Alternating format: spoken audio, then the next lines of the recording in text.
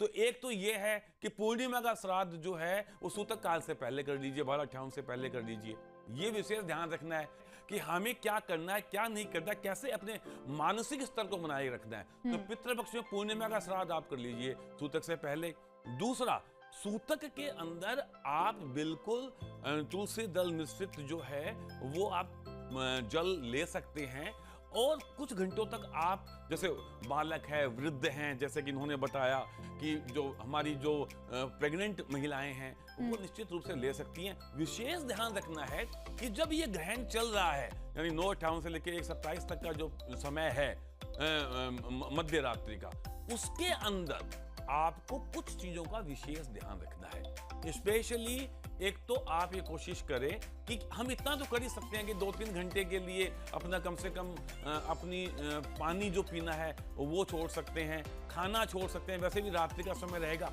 हाँ, आपको सोना नहीं चाहिए। उस समय पे मंत्र जाप का विशेष महत्व है। अब मंत्र कौन सा? या तो आपके गुरु ने जो आपको मंत्र दिया है आप उसका जाप करिए, या सबसे सुंदर काम है आप नाम जप करिए, क्योंकि नाम जप जो है वो सबसे सर्वश्रेष्ठ माना गया है। जिस भगवान की भी आप पूजा करते हैं, जो इष्ट आराध्य आपके हैं, अगर आपको जैसे हनुमान चालीसा ही आता है तो आप हनुमान चालीसा ही करिए, क्योंकि ड्यूरिंग द ग्रहण काल आप जो भी पूजा पाठ करते हैं, मंत्र साधना करते हैं, वो कई सौ गुना उसका इफेक्ट मिलता है और वो पाठ, स्तोत्र और मंत्र आपका सिद्ध हो जाता है। ये बात शास्त्रोक्त है और ये शास्त्रों में इसका वर्णन कई जगह पर आया भी है ना। तो अभी गर्भवती महिलाओं के लिए, जो हमारी प्रेग्नेंट मातृशक्ति है, उनके लिए मैं बता दूं, बहुत बढ़िया अभी पारुल जी ने समझाया कि आपको एक तो नुकीली चीजें जितनी भी हैं, चाहे वो चाकू है, चाहे वो सुई है, चाहे वो कैंची है,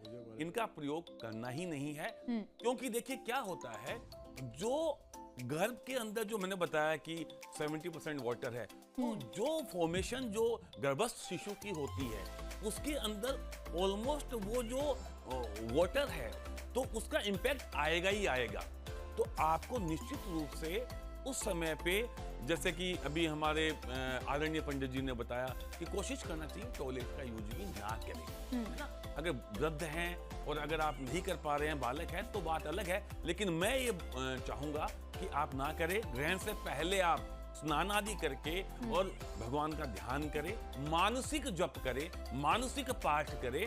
मूर्तियों को, मंदिर को तो खैर खोलना भी नहीं होता है, ना उनको टच करना होता है। और ड्यूरिंग द टाइम, ग्रहण काल के अंदर जो भी आप पाठ पूजा करेंगे उसका बहुत ज्यादा महत्व है।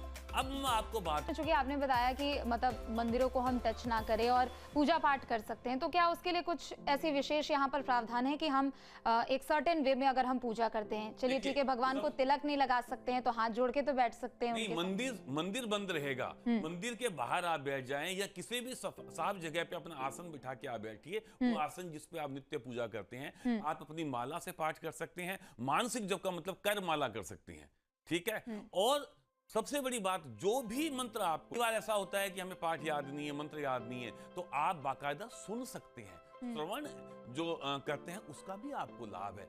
आप ध्यान में बैठ करके, और देखिए मैं आपको बताऊं, जैसा कि अभी हमारे सभी विद्वान गुरुजनों ने बताया है कि इसके अंदर हमें आध्यात्मिक चिंतन, आध्यात्मिकता का हवा है, वो इसी पीरियड में दिया जाता है। अपने आप, अपने मन के साथ में रह करके, वो कैसे मन को नियंत्रित करना है, तो उसके लिए क्या करना है कि आपको अपने मन को नेगेटिविटी से निकालना है।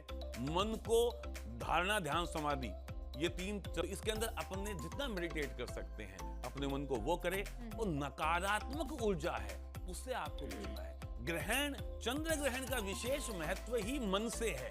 तो मैं आपको बताऊं, अपने मन को आप कैसे बलिष्ठ कर सकते हैं, कैसे पुष्ट कर सकते हैं, जब आपका मन सकारात्मक ऊर्जा में लगेगा। तो भगवान का जो हम बार बार आपको पाठ पूजा मंत्र बता रहे हैं, क्योंकि सकारात्मक तो ईश्वर से मिलेगी, अच्छी सोच से मिलेगी, तो वही आपको शुभता